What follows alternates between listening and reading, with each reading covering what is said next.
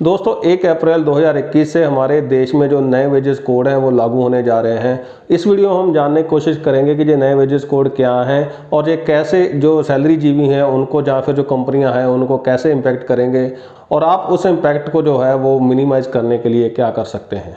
बने रहिए वीडियो के अंत तक और चैनल को सब्सक्राइब जरूर करें।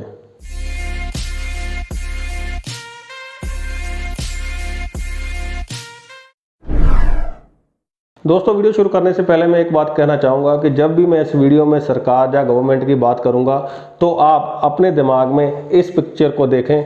अगर आप कोई और पिक्चर देखेंगे तो हो सकता है कि आपको ये बात समझने में थोड़ी सी कठिनाई हो।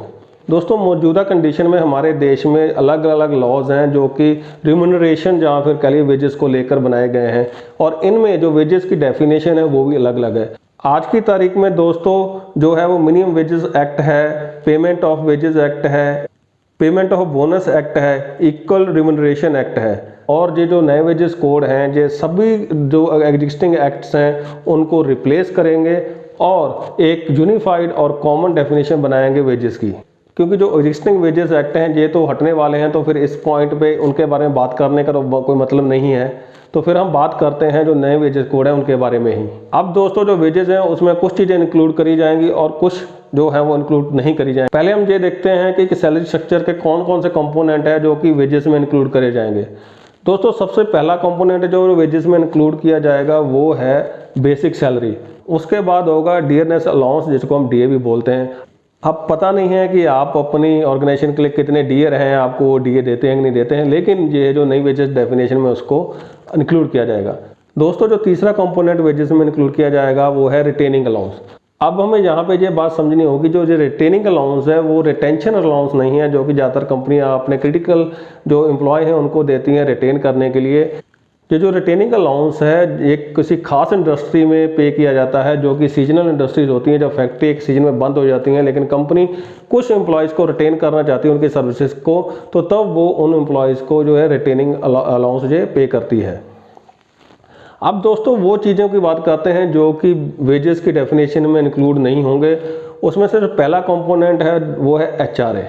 अगर कोई कंपनी अपने एम्प्लॉय को कोई एडिशनल बोनस देती है वो भी है वो वेजेस की डेफिनेशन में इंक्लूड किया नहीं जाएगा। जो पीएफ के लिए एम्प्लॉय जहाँ फिर कंपनी कंट्रीब्यूशन करती है वो भी जो है वेजेस की डेफिनेशन में इंक्लूड नहीं किया जाएगा। तो convince allowance, over time and gratuity भी इसका पार्ट नहीं होंगे।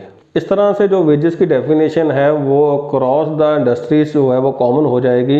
लेकिन दोस्तों इसमें सबसे बड़ा कैच ये है कि जो नया एक्ट है उसके हिसाब से जो आपके जो टोटल अलाउंसेस हैं वो आपकी जो टोटल सैलरी के 50% से ज़्यादा नहीं हो सकते। इसको मोटा मोटा समझा जाए तो दोस्तों इसका मतलब ये है कि जो आपकी जो टोटल मंथली पे बनती है वो टैक्स कटने से पहले उसमें जो बेसिक है वो कम से कम 50% होगी। दूसरा मेजर चेंज दोस्तों वो ये है कि जो पहले एक 5 साल मिनिमम सर्विस की कंडीशन होती थी ग्रेट्युटी के लिए एलिजिबल होने के लिए, अब वो नहीं है। आमतौर पर होता क्या है कि जो कंपनियां हैं जो अपने एम्प्लॉयज़ की बेसिक सैलरी लो रखती हैं ताकि जो उनको अपनी तरफ से कंट्रीब्यूशन करना पड़ता है पीएफ में वो कम से कम रहे और जो एम्प्लॉय हैं उनके हाथ में ज़्यादा से ज़्यादा पैसा दिया जा सके। आज की तारीख में जो सैलरी स्ट्रक्चर है वो ज़्यादातर ऐसे हैं कि जो बेसिक सैलरी है वो टोटल पे का लगभग 20 या फिर मैक्सिमम 40% होता है, लेकिन नए वेजेस कोड से अब इसको बढ़ा के जो है वो 50% किया जाएगा।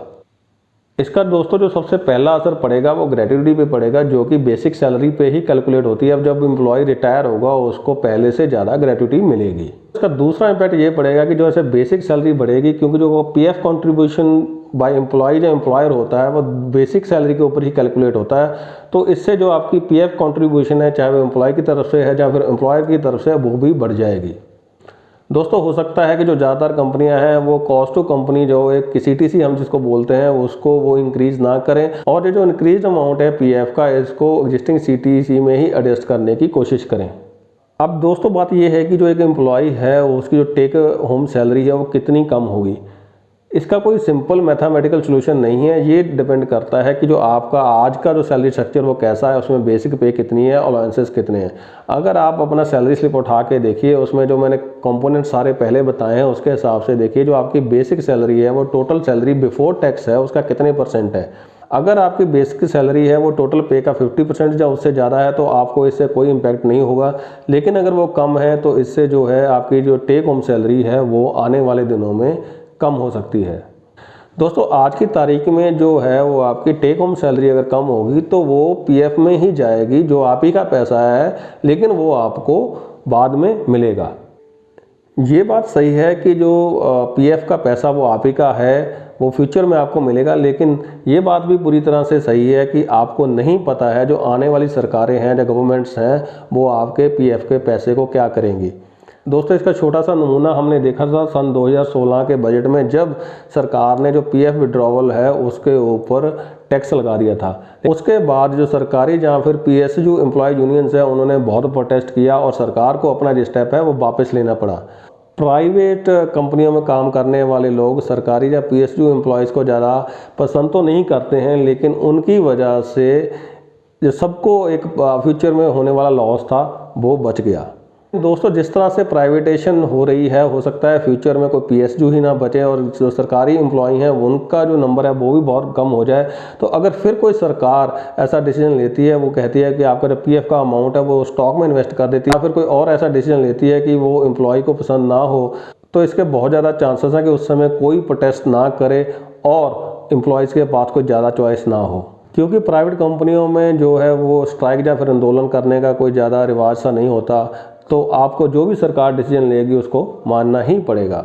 ये एक अंदाज़ा लगाया जा रहा है कि नए वेजेस कोड लागू होने के बाद जो कंपनियां हैं उनके ऊपर 6 से 10% तक का एडिशनल वेजेस बर्डन पड़ेगा।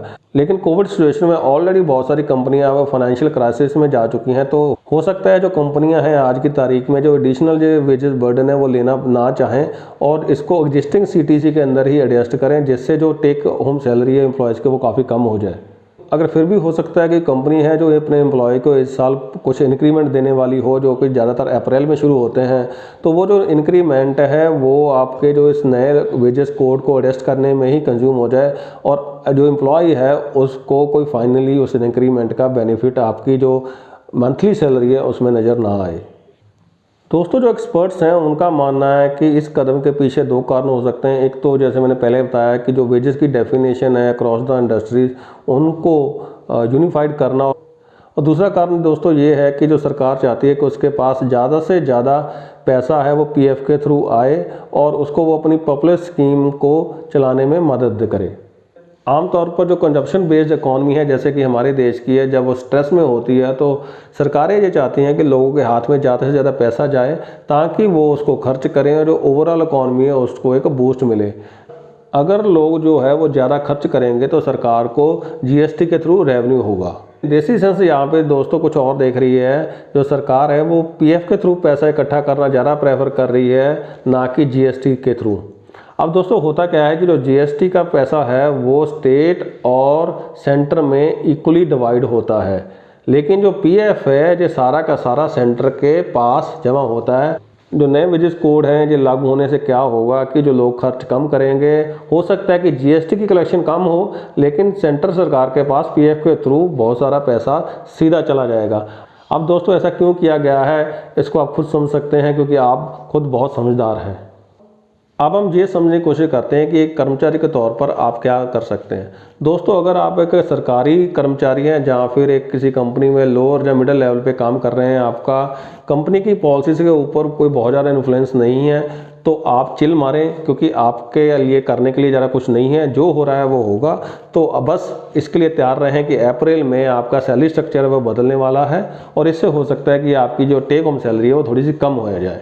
लेकिन अगर आप कंपनी की ऐसी पोजीशन पे बैठे हुए हैं, आप एक कंपनी के लिए बहुत ही क्रिटिकल रिसोर्स हैं और आप कंपनी की पॉलिसीज़ या फिर एचआर को आप इन्फ्लुएंस कर सकते हो, तो आप जाके उनसे बात कर सकते हैं, उनको कह सकते हैं कि भाई मैं अपनी टेक होम सैलरी जो है वो कम नहीं करना चाहता, अब आपको जो करना है वो करें। अगर आपकी ये बात मान ली जाती है तो आपका बहुत फ़ायदा हो जाएगा, नहीं तो कम से कम आपका ये वहम दूर हो जाएगा कि आप कंपनी के लिए कितने क्रिटिकल हो।